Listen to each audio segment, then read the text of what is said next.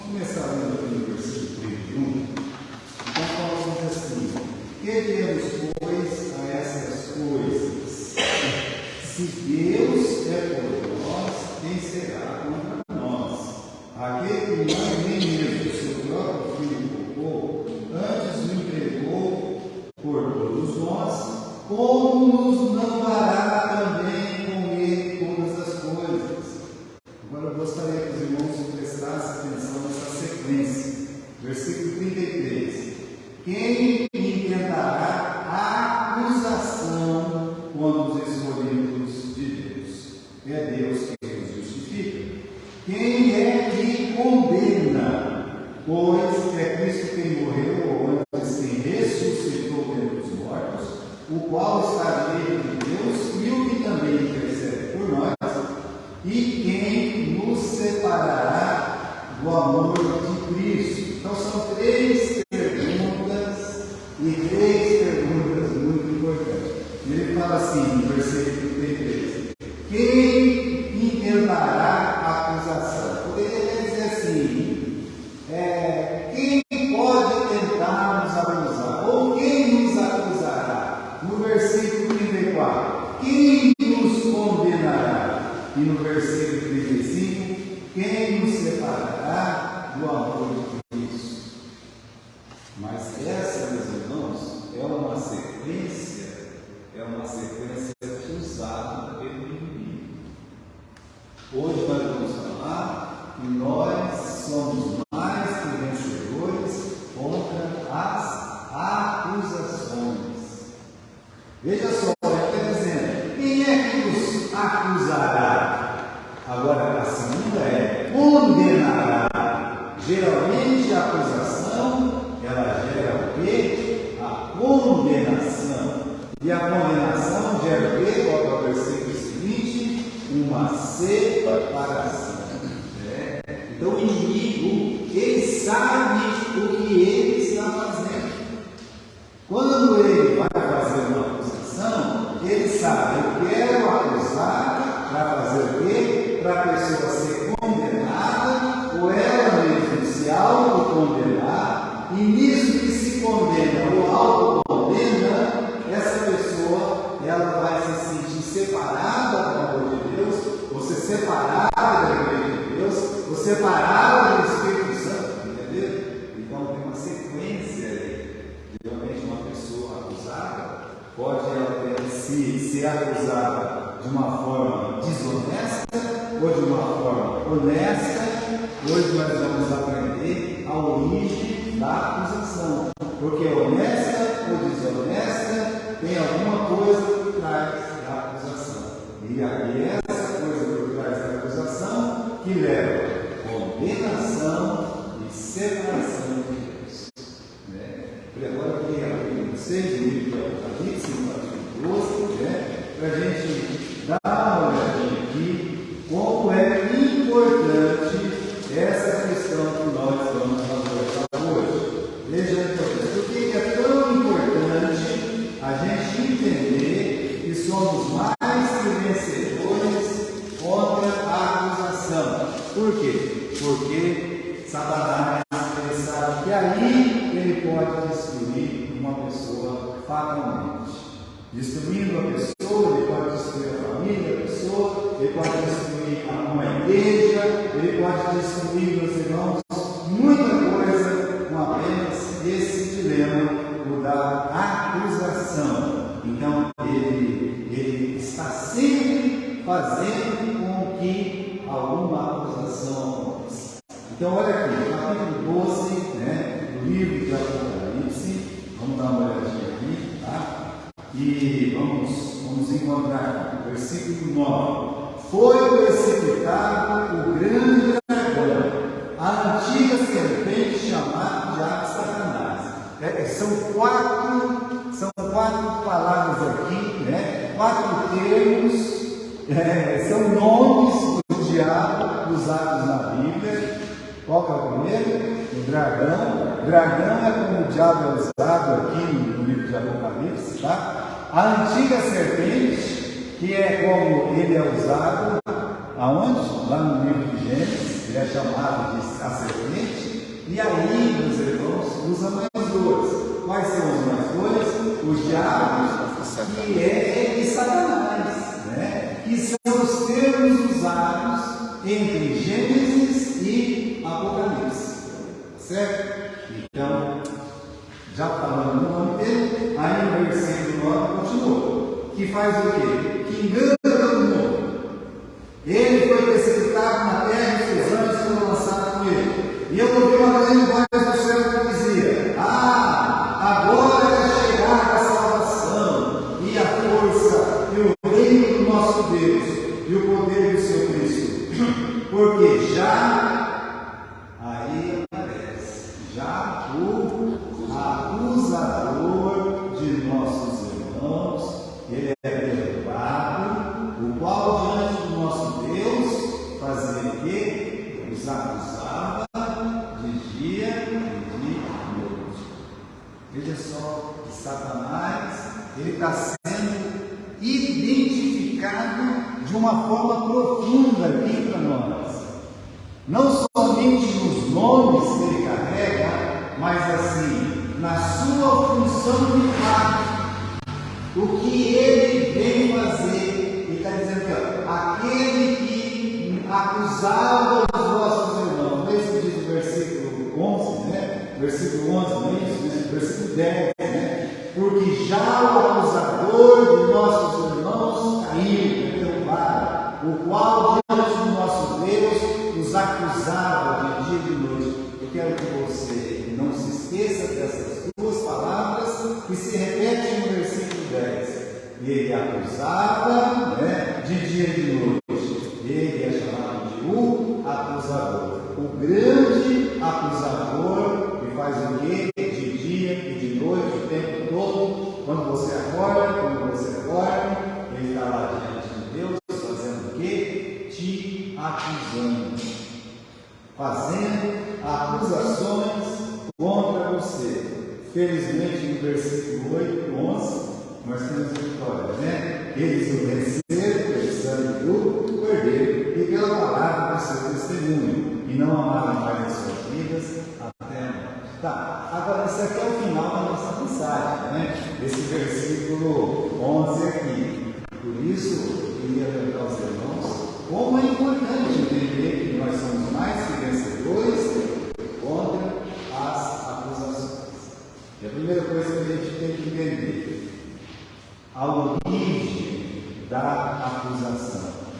Nós acabamos de aprender aqui que lá no final, meus irmãos, lá no final, esse grande acusador que acusa os irmãos de dia e de noite lá diante de Deus, né, ele vai ser derrubado. Mas eu gostaria de abrir com vocês um texto lá em Zacarias, no capítulo 3. Vamos abrir junto no capítulo 3, porque não é muitas vezes que aparece a palavra Satanás na Bíblia. E a gente olha, né, e tem que entender o que significa essa palavra, porque não é apenas um nome próprio do diabo, é também uma palavra. Capítulo 3, né, versículo 1 e 2. E ele mostrou-me o sumo sacerdote Josué, o qual estava diante do anjo do Senhor, e Satanás estava à sua mão direita para se lhe opor. Esse versículo 1, meus irmãos, ele nos explica claramente a origem das acusações.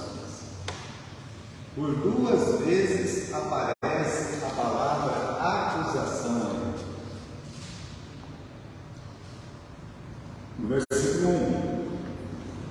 Pastor, eu só estou vendo uma palavra acusação. Lá na final, ou oposição. Tá? Tem tradução que faz opor. Mas a língua original é acusação. Entende?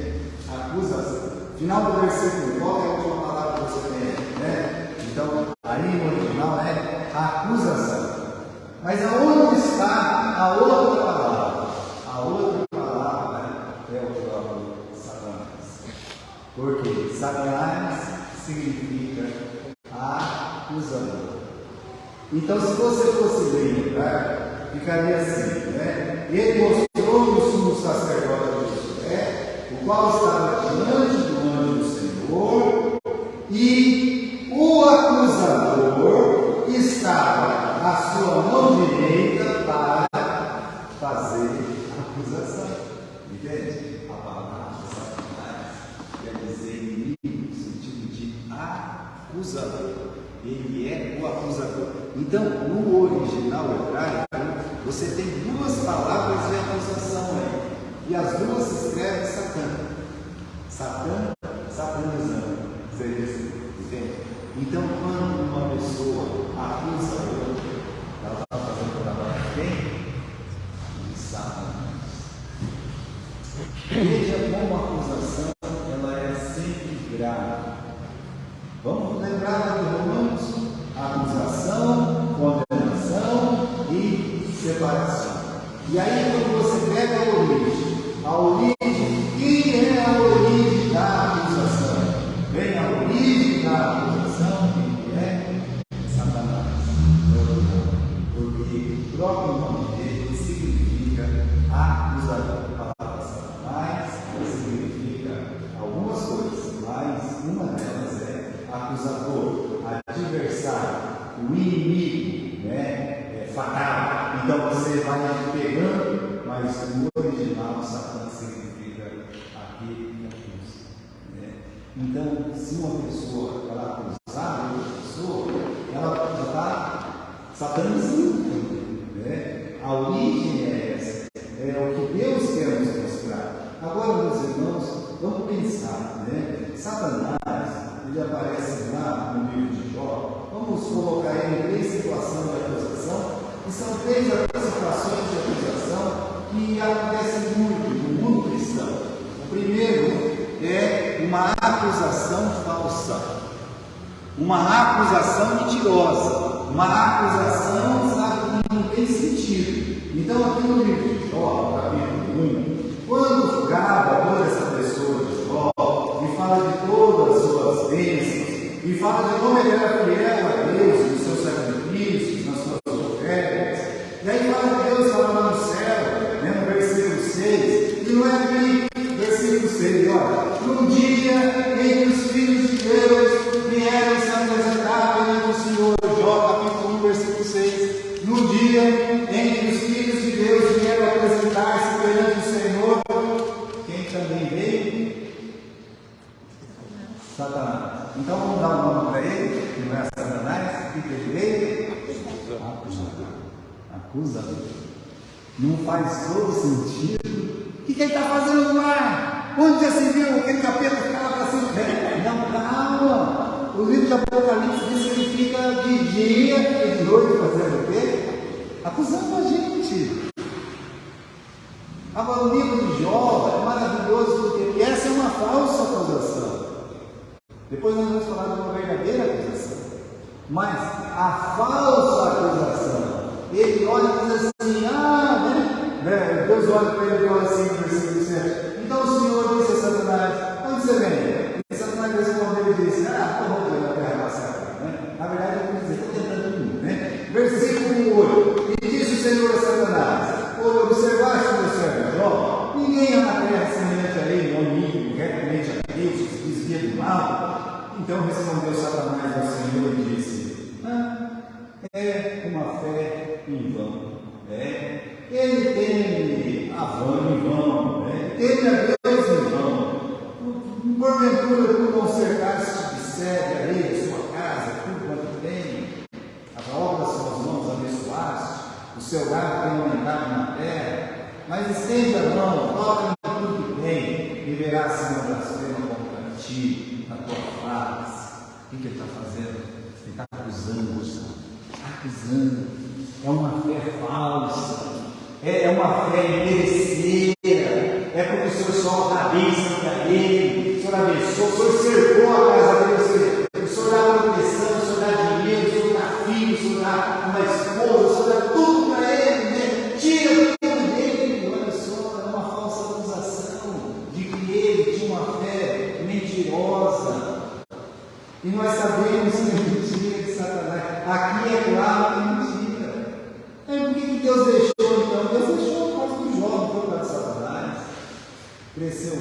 causa de nós também, né? Por nossa causa. Olha, pode acontecer na sua vida de você ser acusado falsamente. Se um dia você for acusado falsamente, lembre-se, a origem. A origem não está naquela pessoa que está te acusando. A origem está onde? No inimigo, em nossas almas. Por isso, se uma pessoa te acusar, você tem que meditar para assim, olha, isso não é da pessoa. Ela está sendo um objeto, ela está sendo um instrumento do inimigo. Né? Se for uma acusação falsa, você já imagina que por trás daquilo ali, quem é que está? O inimigo de nossas almas, acusando de dia e de noite. Né? Mesmo você sendo uma pessoa como Jó, servindo a Deus, levando sua família na igreja, coitado de Jó, ele estava lá fazendo o sacrifício dele, louvando a Deus, servindo a Deus, cantando louvores, e o diabo lá em cima, acusando ele. Então, você pode estar servindo a Deus, você pode estar na casa do Senhor, junto com seus irmãos, com a sua família, você não está, né, protegido dessa acusação diante dos homens. Alguém pode vir fazer uma acusação falsa contra você. Isso pode acontecer na sua vida. Deus pode permitir isso, porque Satanás pode fazer isso. Mas você tem que lembrar, puxa vida, né? Eu estou sendo acusado falsamente. E isso vai prevalecer? A resposta é não. A resposta é não. Não é assim que a gente vê na história de Jó. O Jó, meus irmãos, aquela acusação fez mal para ele. Ele ficou sentido, ele ficou triste. Os amigos do peito dele chamaram ele de um crente falso também. Os 3 amigos, quando entraram, é que eu tinha um pecado muito grande. Senão não estava sofrendo desse jeito. Olha só. Então, até os amigos de Jó se colocaram contra ele. Agora, veja como é importante você não ter ódio da pessoa, certo? O que está acontecendo aqui? Ele vai ser restaurado? Nós conhecemos a história. O que acontece com Jó? Ele é restaurado? É restaurado. Completamente? Completamente. Ele é inocentado? Ele é inocentado por Deus, né? Ele é inocentado por Deus. Os amigos reconhecem que ele tinha razão? Não reconheceram. E o Jó? Ele é chamado a fazer o quê? O que ele tinha que fazer pelas pessoas? Por exemplo, o diabo não veio e acusou ele pessoalmente. Ele estava sabendo o que estava acontecendo lá em cima. Ele não estava sabendo, mas ele estava sentindo as pessoas acusando ele. O tempo todo, ó, veja só, acabou a vida dele, morreu todos os filhos lá, esse homem é mal, né? Então, ele sofreu tudo isso aí. E no final, Deus falou para ele fazer o quê? Os amigos que estavam falando dele, orar a Deus. Então, quando você estiver sendo acusado falsamente, lembre que Jó saiu vencedor. Mas não é apenas sair vencedor para uma vingança. Olha só. Porque se você cair nesse lado da vingança, você está errado. Aí você vai pegar aquilo. Você vai estar errado. Você tem que fazer o quê? Você tem que orar, entendendo que isso é uma obra de quem? É uma obra do inimigo. Não é aquela pessoa que está te acusando. Porque senão você vai sentir ódio das pessoas. Vamos para o livro de Zacarias.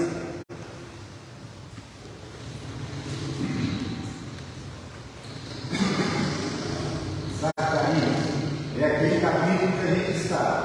Veja só, na primeira questão, nós tentamos abordar uma acusação falsa, certo?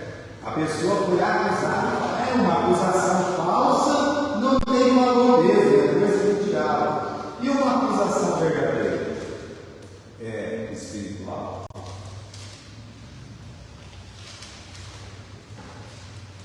Comumente, a gente vai dizer sim, correto? Não é uma acusação verdadeira. Olha, a palavra acusação, qual que é a raiz da palavra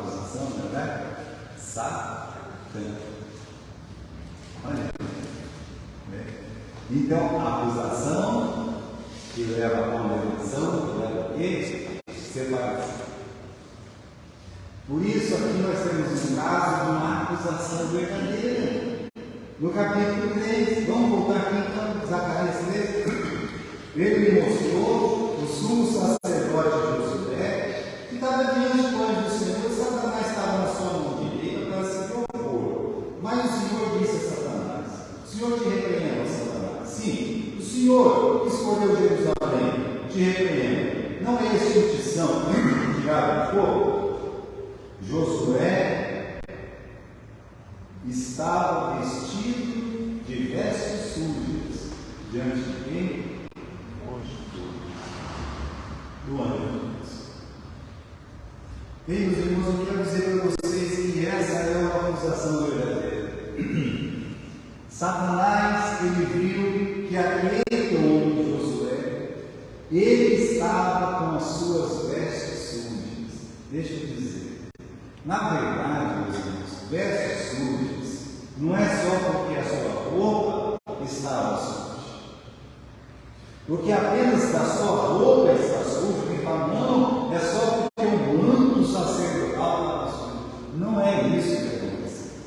Se você olhar no capítulo 3, no versículo 4, quando diz assim: tirai-vos essas vestes sujas, tá? E Josué disse: eis que tenho feito com que passe de ti o que? A tua iniquidade. E é pecado. Então, Satanás, ele encontrou pecado na vida de quem? Do sumo sacerdote de Josué. Ele encontrou. E quando ele encontrou, o que ele faz de dia e de noite? Né? Se sem razão, se de uma forma mentirosa, caluniosa, ele vai lá e acusa o Jó, imagine quando ele viu um pecado na vida de quem? O Josué, ele virou um foguete, né? Pai chegou lá e falou: ei, eu vou contar aqui no céu, né? Eu vou contar para todo mundo. Josué, ele pegou à direita do anjo e foi buzinando por aquele céu, né, meus irmãos, para que todo o céu soubesse do que aquele homem, Josué, ele era um grande pecador. Era verdade? Ou era mentira de Satanás? Era verdade. Né? Naquele momento era verdade. Só que continuava sendo uma acusação. E a palavra de acusação vem da onde?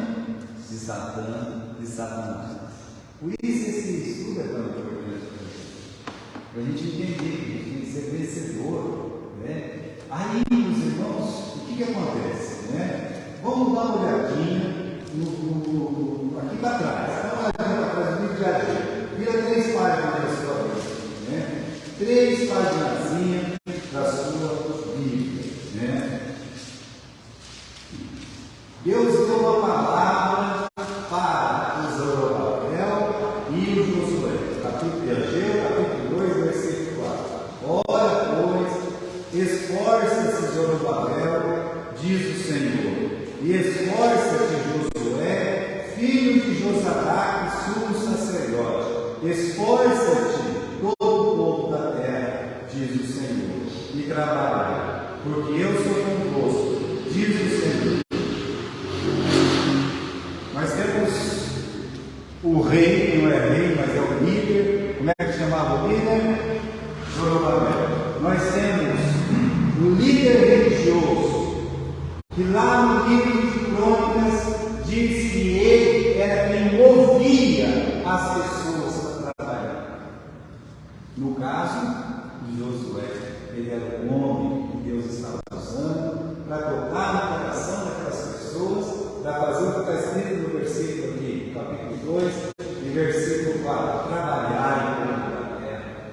Então, para o diabo, era muito importante que Josué fosse completamente destruído. Por quê? O que Zorobabel e Josué estavam fazendo? Qual era o grande trabalho que eles tinham que fazer? Ordenado por Deus. A reconstrução do templo. Veja só, meus irmãos. Então, agora, esse Josué, ele é o responsável. Ele é o homem de Deus ali, que Deus deu ordem para se esforçar, para o povo trabalhar, animar as pessoas, junto com seus irmãos sacerdotes. E aí, ele errou, ele pecou, ele está em iniquidade. O que Satanás fez? Foi lá em cima para acusar. Então, a gente podia dizer assim, vamos voltar para o livro de Zacarias.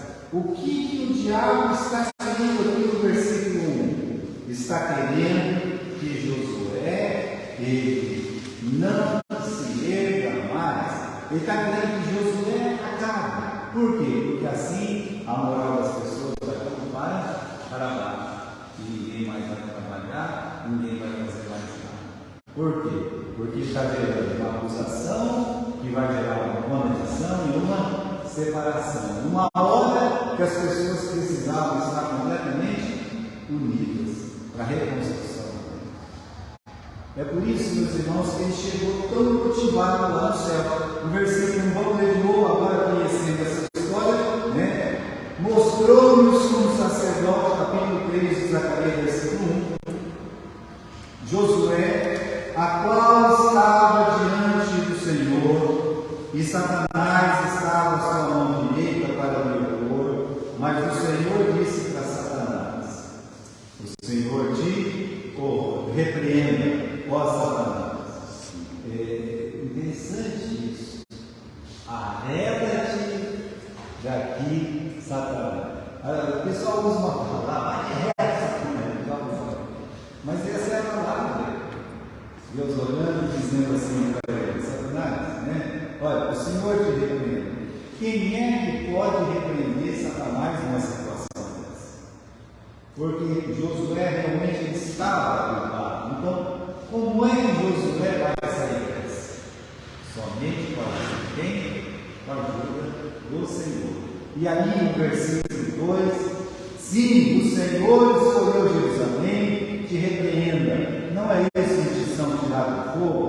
Josué, vestido de vestes sujas, estava diante do anjo. Então respondeu aos que estavam diante dele, dizendo: tire estas vestes sujas. E a Josué disse: eis que eu tenho feito com que passe de ti a tua iniquidade, e te vestirei de vestes finas. Olha só. Então, aqui, meus irmãos, Deus mesmo fez o quê? Ele limpou Josué.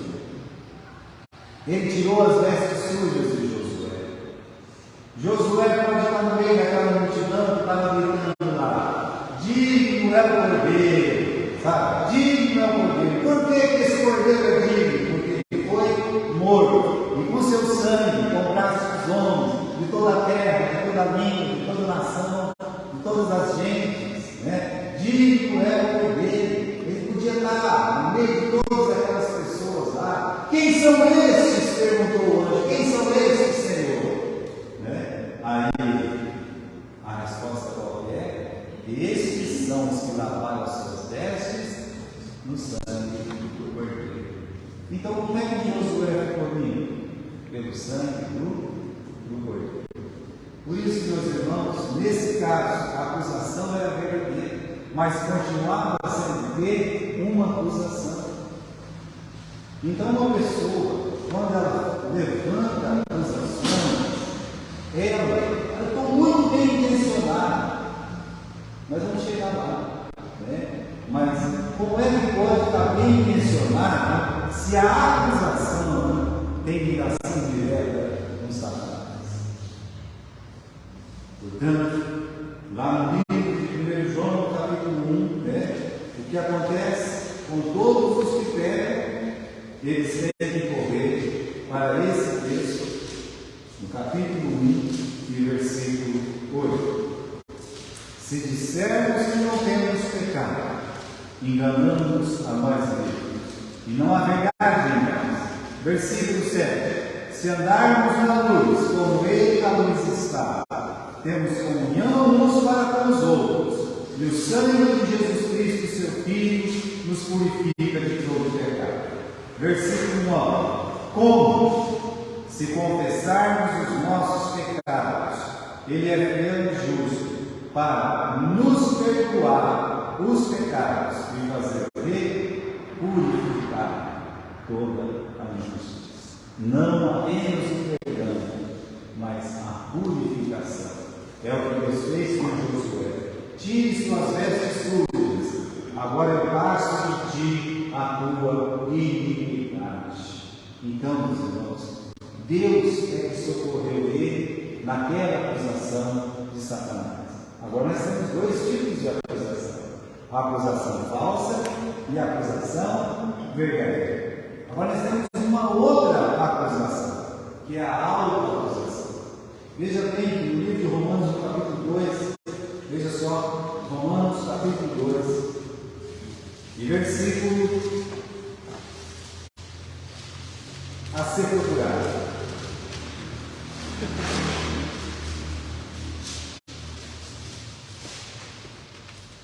Estão aproximados dos papéis? É Romanos 8,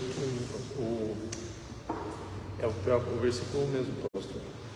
Capítulo 2? É, versículo 1. Nós chamamos da consciência, é o versículo 15. Olha lá. Os quais mostram a lei, escrita em seus corações, testificando juntamente a sua consciência e os seus pensamentos, quer acusando, quer defendendo. Aí você encontra aí qual palavra? Acusando. Meus irmãos, essa é uma terceira situação. E a última que nós vamos abordar aqui. Tivemos a situação de uma acusação falsa contra Jó, e esse saiu dessa. Temos uma acusação verdadeira contra Josué, e Deus é a vitória. E agora ele acerta. Por quê? Porque tem um problema, meus irmãos. Qual é o problema? Quando a nossa consciência ela nos acusa. Ou seja, uma pessoa às vezes ela cai, ela comete um pecado, ela vive na iniquidade, e o que acontece? A consciência da pessoa é tomada por assim, eu não vou mais me contar por ele. Agora aqui, a gente pensa que o diabo não está no mundo aqui, não é verdade? Mas ele trabalha na consciência das pessoas. Como ele trabalha na consciência das pessoas? Ele sempre usa outras pessoas, ele usa situações, ele usa circunstâncias várias, para que a consciência da pessoa fique em um peso tal que muitos cometem o quê? Até se suicídio. Já pararam para pensar nisso? Acusação do quê? Bom, ele está sendo acusado de alguma coisa, talvez do que ele fez, mas quem está acusando agora, naquele momento, quem está acusando ele é ele mesmo, mas incentivado também pelo inimigo, por Satanás. Eu gostaria de abrir um texto lá em 1 João, capítulo 5, 1 João, capítulo 5.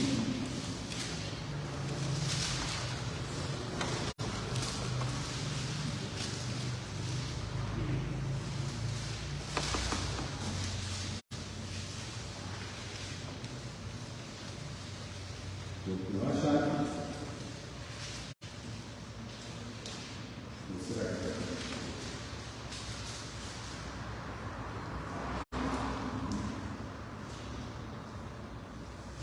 que é o capítulo 3, versículo 20.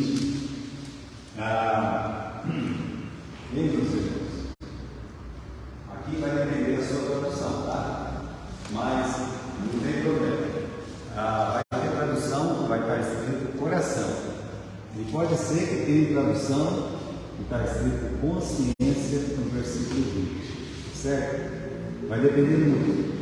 Então aqui, no capítulo 3, versículo 20 diz assim: porque se a nossa consciência nos condena, se o teu coração está te condenando, na verdade, teu coração está te condenando porque a tua consciência está abalada. né? Então vamos pegar esse versículo aqui, porque se a nossa consciência nos condena, maior é quem? É Deus. Do que a nossa consciência.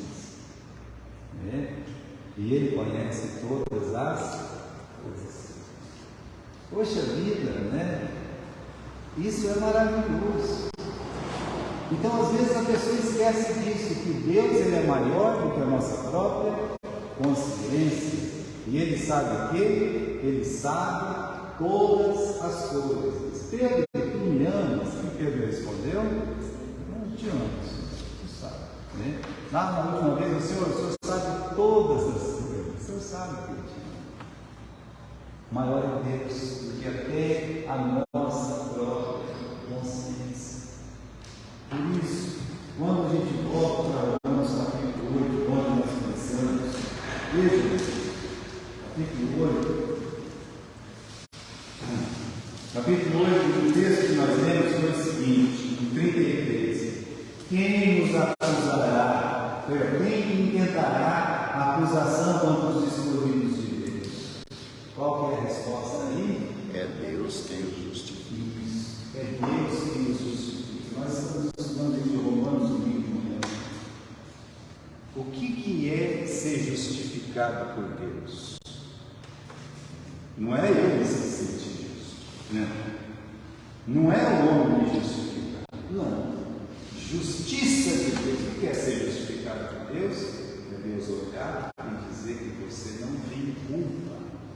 Ele olhar e dizer assim: você não tem culpa. Isso é ser justificado por Deus. Mas eu sei que eu peguei. Pois é.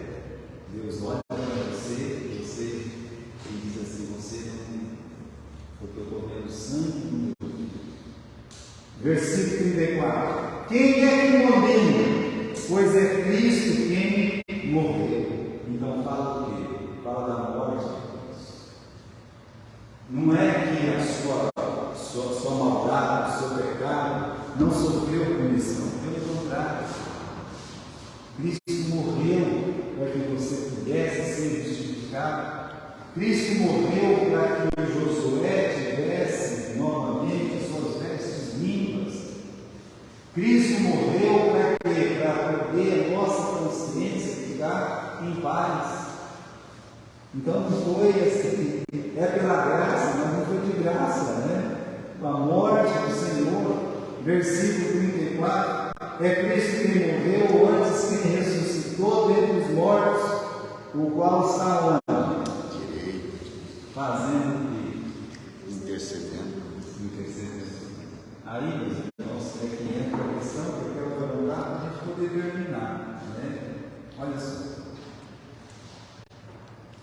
Eu acuso uma pessoa ou eu intercedo por essa pessoa? Veja só, o papel de Satanás qual é? Acusar. O que Jesus Cristo faz para opor essa acusação? Intercede. Interceder é o quê? É você, quando fala de intercessão na Bíblia, está falando de oração. Já pensou se nós cristãos, em vez de sair acusando uns aos outros, a gente pudesse orar uns pelos outros, até chegar na pessoa que cometeu o pecado e dizer assim: eu gostaria de orar com você por essa questão. Olha só, já pensou se os problemas que você resolveu desse jeito? Aí você resolveu do jeito de Deus, espiritualmente. Então, olha a raiz da acusação, e aí você olha o dever do cristão de ser semelhante a quem? A Jesus. Enquanto um está acusando, o que Jesus está fazendo? Até fala, intercede todos os dias por nós. Né? Acho que é o livro de Hebreus, né, que fala sobre isso. Sobre essa intercessão do nosso Senhor Jesus, uma intercessão diária. Agora, veja só, o Abraão, ele tem um momento no capítulo 18 do livro de Gênesis, que ele está fazendo o quê? Ele está intercedendo por quem? Por Sodoma. Não é por qualquer coisa, não. Ele estava fazendo um papel maravilhoso. Olha, está sendo intercedendo por Sodoma. Senhor, o Senhor vai destruir o justo com o injusto? Não, Abraão, se tivesse 50 justos lá em Sodoma, ele destruiu. Né? E aí vai, 45, 40, chegou no 10 e acabou. Né? Ele parou de interceder. Mas eu pergunto, valeu a intercessão dele? O que Deus estava fazendo enquanto ele estava orando? Deus estava tirando o seu sobrinho da vida. Ou seja, o sobrinho dele, Deus não agiu com sabedoria. O Ló. Jamais deveria ter ido lá, porque a Bíblia diz que eles eram grandes pecadores para o Senhor. Mas porque ele foi para lá, eu vou acusá-lo agora. Jó não, Ló, agora estou fazendo confusão de Jó com Ló, né? É tanto Ó aí, né? Então, Ló, olha lá o que aconteceu com ele, bem feito para ele, maldito seja, né? Olha lá, né? Mas em vez de Abraão, olha, meus irmãos, ele tentou tirar ele de lá, o camarada foi tirado de lá, né? A força, resgatado do Abraão, pois ele não voltou para morar para Sodoma, né? E mesmo nessa teimosia, o Abraão está lá de joelhos diante de Deus, fazendo o quê? Intercedendo. Não acusou, intercedeu. Outro intercessor, Moisés, quem que era? Os pecadores, a nação de Israel. Ele poderia acusar. E Deus falou assim: se afasta, porque eu vou fazer de ti uma grande nação, vou tacar no mundo. Ele diz: eu sou um novo Noé, um novo Adão. Olha só, onde eu cheguei. Mas ele implorou a Deus: não faça isso, Senhor. Não, tenha misericórdia. Valeu a intercessão? Valeu a intercessão. Vamos ler novamente aqui no capítulo 8, no versículo 34. Quem é que os condena? Pois é Cristo quem morreu, ou antes quem ressuscitou dentre os mortos, o qual está direito de Deus e também intercede por nós. Então nós temos que escolher se vamos ser acusadores ou intercessores em qualquer situação. Numa acusação falsa, ou numa acusação verdadeira, ou numa pessoa que está com graves problemas de consciência. Agora, para terminar, como eu disse, para a gente não ficar errando, no capítulo 12, o tema que a gente está estudando é a vitória em Cristo, capítulo 12, versículo 9. E foi precipitado o grande dragão, a antiga serpente chamada de Satanás, que engana todo mundo, e foi precipitado na terra, e seus anjos foram lançados com ele. E ouvi uma grande voz do céu que dizia: agora é chegada a salvação, a força, o reino de nosso Deus, o poder de seu Cristo. Quanta coisa bonita, né? A força, a salvação, o reino, o poder de seu Cristo. Porque já o acusador dos nossos irmãos é derrubado, o qual diante do nosso Deus os acusava de dia e de noite. E como é que eles o venceram? Pelo sangue do... Não é porque eles eram bons, é pelo sangue do Cordeiro e pela palavra do seu testemunho. Testemunho e testemunho do nosso Senhor Jesus Cristo.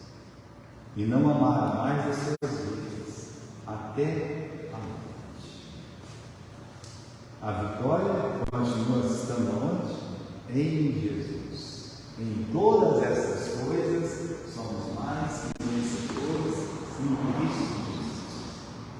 Te acusam falsamente, a vitória está em Cristo. Verdadeiramente, esconda-se em Cristo, submeta-se a Cristo, sujeite-se a Ele, arrependa-se.